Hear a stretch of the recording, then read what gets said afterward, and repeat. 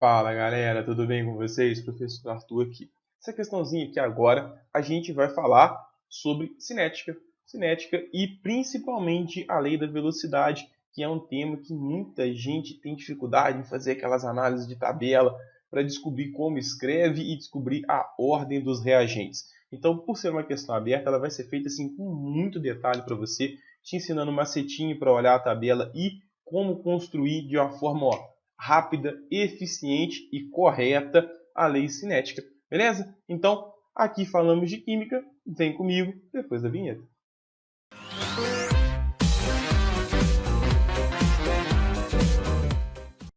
Seguinte, meu querido, o que essa questão fala aqui? Ó? Ela fala assim: segundo pesquisas desenvolvidas pela Organização Mundial de Saúde, temos a poluição do ar do interior de edifícios ou meios de transporte é o oitavo fator de risco à saúde mais importante, responsável por 2,7% dos casos de doenças no mundo e um fator determinante para a saúde e bem-estar de todos. Entre os poluentes que alteram a qualidade do ar interior está o monóxido de carbono, que resulta da combustão incompleta de gases em aquecedores e fogões a gás. A combustão incompleta do gás butano, com formação de monóxido de carbono, é dada pela equação. Então ele já deu a equação para a gente, já deu a equação balanceada. É com maldade isso aqui que ele quer dessa vez, tá? Dados experimentais para a velocidade dessa reação foram obtidos a partir dos resultados em diferentes concentrações iniciais dos reagentes em temperatura constante. Então está aqui a tabela, ele fala assim: escreva a equação da velocidade para essa reação. Se houver um consumo de 4 mols de butano a cada 20 minutos de reação, qual é o número de mols de monóxido de carbono produzido em uma hora? E quais produtos são formados a partir da queima completa do gás butano? Então, pessoal, olha só. O que a gente tem que interpretar aqui? Primeiro ponto, temperatura constante é importante. Letra A. Escreva a equação da velocidade para essa reação. Você precisa saber da lei cinética. Porque a lei cinética diz que a velocidade de uma reação ela é proporcional, então tem um K. Esse K depende da temperatura, por isso que é importante dizer que a temperatura é constante nos experimentos, porque o K que você tiver em 1, o K que você tiver em 2 e o K que você tiver em 3, eles são o mesmo. Como a temperatura é a mesma nos três experimentos, é um único K. E a gente pode assumir assim, porque a temperatura não mudou. Então, a lei cinética, voltando, eu já fiz um gancho para adiantar uma outra informação. Voltando, a velocidade é proporcional ao produto das concentrações molares dos meus reagentes, que aqui é o butano, e o oxigênio. Tá aqui. Aqui vem o ponto. Elevado a coeficientes que são obtidos experimentalmente, x e y. Então, a lei cinética é exatamente isso. A velocidade de uma reação é proporcional às concentrações, ao produto das concentrações molares dos meus reagentes, elevado aos coeficientes obtidos experimentalmente. Por que eu falei que a equação balanceada era uma pegadinha? É muito comum o pessoal fazer e já colocar direto que o coeficiente é o coeficiente estequiométrico é o próprio expoente. Aí ele já vem aqui, bota 2 e bota 9 e fala que é isso aí e esquece de olhar a tabela. Você não pode fazer isso de qualquer jeito. Existem critérios. Se a reação for elementar, ou seja, acontecer em uma única etapa, ele tem que te falar isso. Ele não falou. Então ele não garantiu para você que essa equação ela é elementar e que ocorre em uma única etapa. Ou então, para você fazer isso, você precisa ter de uma série de reações que essa seja a etapa lenta. Aí você pode analisar ela dessa forma, coeficiente estequiométrico igual ao expoente. Ele também não te falou isso. E além disso, pessoal, ele te tem uma tabela para você analisar. Pô. E você sabe que a definição da lei cinética é essa. Os coeficientes são obtidos através de dados experimentais. Você não vai ignorar a tabela do exercício e assumir que é coeficiente estequiométrico. É grande chance de erro. Pode ser que você faça a análise e dê os coeficientes estequiométricos? Pode, nada impede. Mas quer dizer que vai ser? Não, é por isso que ele te deu uma tabela inteira para você analisar. Beleza? Então, essa aqui é a possibilidade da nossa lei cinética. E você não pode fazer sem a certeza disso que eu falei, que o coeficiente estequiométrico é o seu expoente. Então, o que você vai ter que fazer? Vamos resolver a letra A aqui. Coloquei aqui num outro slide para a gente. Letra A. Eu preciso, então, pessoal, eu sei que, teoricamente, a minha lei cinética, ela tem essa cara aqui. Ó. Vou escrever ela aqui. X e O2 com Y. Bom, o que eu quero saber? Eu preciso ver, a partir da tabela, como, por exemplo, que o butano influencia na velocidade. Só que a velocidade depende do K, depende do butano, e pode depender do butano e pode depender do oxigênio. Se eu fizer de forma aleatória e misturar todo mundo, fizer uma variação de todo mundo, eu não sei como a velocidade depende. Então, deixa eu te ensinar a ideia aqui. Ó. Eu quero descobrir como que a velocidade depende só do butano. Para isso, eu preciso olhar a tabela. E o que eu preciso garantir? Olha só, eu preciso garantir que o meu K seja constante e preciso garantir que a concentração do oxigênio também seja constante. Então, é aí que vem a ideia de você fazer combinações, análise de experimentos. Por exemplo, se eu combinar a análise do experimento 1 com o experimento 2, o que está acontecendo do experimento 1 com o experimento 2? A minha concentração de butano está dobrando. E o que está acontecendo com a concentração do oxigênio? Nada, permanece multiplicado por 1, né? Ela é constante. Eu vou até trocar aquele multiplicado por 1 e vou escrever aqui constante. Ela está constante. E a gente viu, a temperatura é a mesma. Ele falou, a temperatura é constante. Então, o K1 e o K2 é o mesmo. Não tem variação. Ou seja, quando eu comparo o experimento 1 com o experimento 2, a única coisa que está mudando é a concentração do butano. Então, a minha velocidade está dobrando. E a culpa vai ser de quem? A culpa é do butano. Ah, Arthur, mas não depende de K? Depende. Só que entre o experimento 1 e o experimento 2 a temperatura é constante. Então o K não mudou. Então não é o K quem causou a alteração da velocidade. Agora, se o oxigênio também permanece constante no experimento 1 para o experimento 2, a alteração da velocidade não depende do oxigênio. Por quê? Porque a concentração dele permaneceu constante. Então, o macete aqui é o seguinte. Nessa condição do experimento 1 e 2, eu estou garantindo que o K está constante, estou garantindo que a concentração do oxigênio está constante. Ou seja, toda alteração causada na velocidade é por causa do butano. A minha velocidade aumentou de quantas vezes? Então, a minha velocidade ela dobrou. E a concentração do butano? O que aconteceu com ela? Dobrou, elevado a x. Então, pessoal, que número?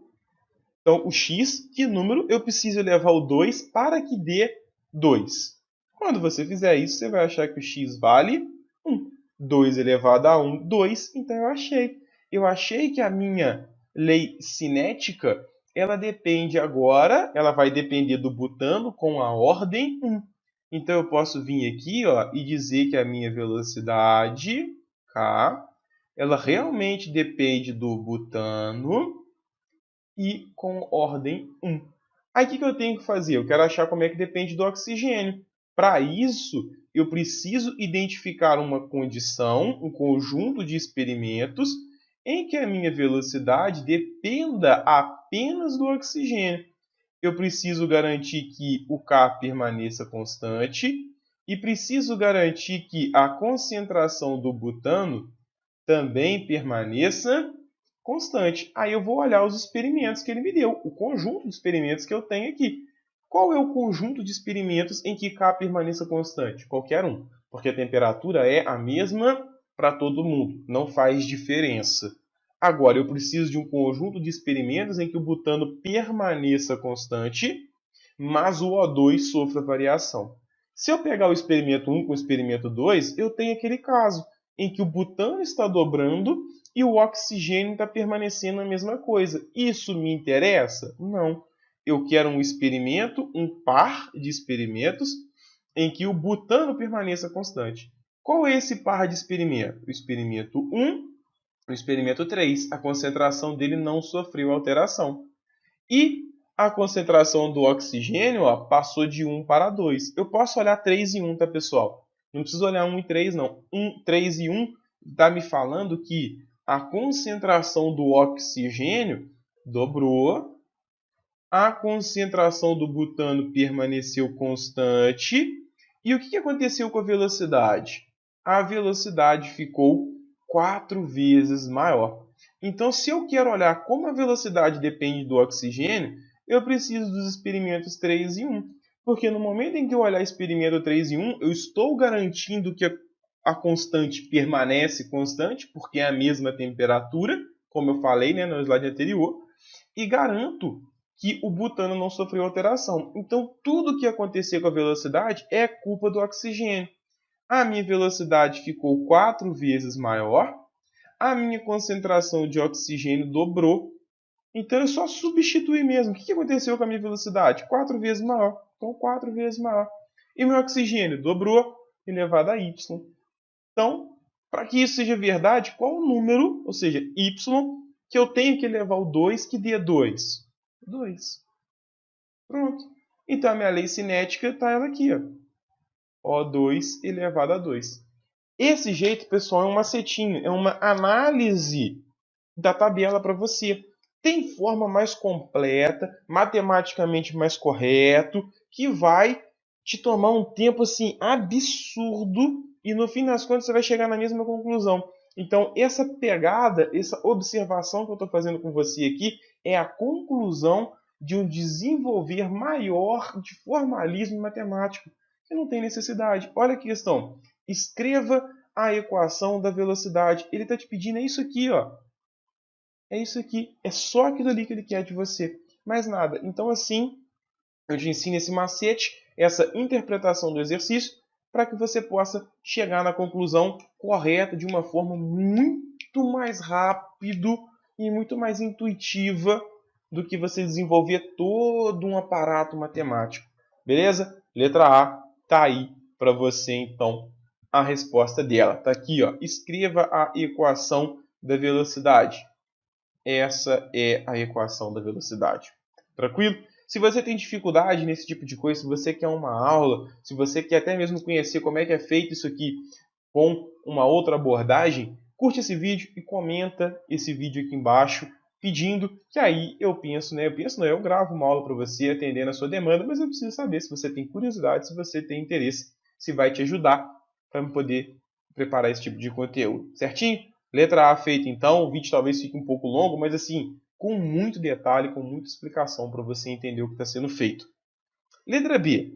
Letra B fala assim: se houver um consumo de 4 mols de butano a cada 20 minutos da reação, qual é o número de mols de monóxido de carbono produzido em 1 hora? Pessoal, isso aqui é um exercício de cálculo estequiométrico. Como é que a gente resolve o cálculo estequiométrico? Minha dica, primeira coisa, equação balanceada. Está aqui para você, equação balanceada. Segundo, quais são as espécies que ele quer trabalhar? Ele está querendo trabalhar com você a relação entre o butano e o monóxido de carbono. Então, butano e o monóxido de carbono. Ele diz que se houver o consumo de 4 mols de butano a cada 20 minutos, qual é o número de mols de monóxido de carbono em 1 hora? Então, a primeira coisa, vamos identificar, né, o número de mols de monóxido de carbono em 20 minutos. Depois, a gente vê para 1 hora. Vou fazer bem separadinho para você. Qual é a relação do butano? Nós temos que 2 mols de but, que é o butano, para 8 mols de monóxido de carbono. Em 20 minutos, ele está falando que vão ser consumidos 4 mols de butano. Quanto que vai ser produzido de monóxido de carbono? X. Então, o seu X vai fornecer para mim 16 mols de monóxido de carbono. Isso que em 20 minutos. Ele te perguntou em 20 minutos? Não, ele te perguntou em 1 hora. Então, em 1 hora, o que você vai ter que fazer? Eu sei que são produzidos 16 mols de monóxido de carbono em 20 minutos. Em 1 hora, que são 60 minutos, quanto que eu vou produzir? X. O seu X, 48 mols de monóxido de carbono em 1 hora, que é o que ele te perguntou. Tá aí a questão resolvida. Letra B, ó, tranquilinha, só não é mais fácil que a letra C. Olha o que a letra C aqui é. Quais são produtos formados aí, né, a partir da queima completa do butano? Pessoal, toda queima completa de matéria orgânica produz CO2 e água. Ele não te pediu para escrever equação, ele não pediu para escrever equação balanceada, ele não te perguntou de oxirredução, não perguntou nada. Ele só te pediu produto da queima completa. Produto da queima completa de compostos orgânicos, né, no caso hidrocarbonetos também, dióxido de carbono e água, CO2 e água. Só. A letra C é só isso que ele quer, ele não pediu mais nada. Então eu espero ter te ajudado, eu resolvi aí com bastante detalhe, com bastante carinho para você. Eu quero deixar o convite para você ir no meu Instagram, porque lá eu faço resumos, faço mapas mentais, faço outros conteúdos, divulgo vídeos de experimentos, curiosidades de química, faço quiz. Então toda semana tem vídeo, toda semana tem quiz, toda semana tem aula. Né? Eu divulgo aí aulas do PISM 1, 2, 3, PSEX e Enem. Pode ser de seu interesse aprender outras abordagens e outros concursos. Eu vou deixar aqui editado para você ir lá conferir. E por fim, pessoal, eu vou te pedir o que todo mundo pede nas redes sociais. Curte esse vídeo, comenta se te ajudou, compartilha, porque quanto mais você interagir comigo, mais as plataformas entendem que o conteúdo é legal e divulga para o maior número de pessoas, beleza? Muito obrigado, pessoal. Bons estudos aí, valeu!